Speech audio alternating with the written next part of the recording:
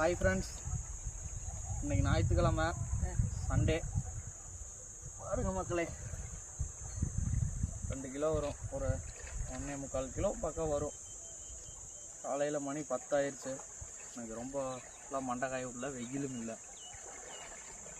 இது பாருங்க மக்களே, கடைசி மீன் அடிச்சாரு மக்களே. 3.5 கிலோக்கு மேலே வரும் மக்களே. ஜூம் பண்ண செங்கண்ணௌரி. அடுத்தது ஒரு கிலோ வரும் மக்களே.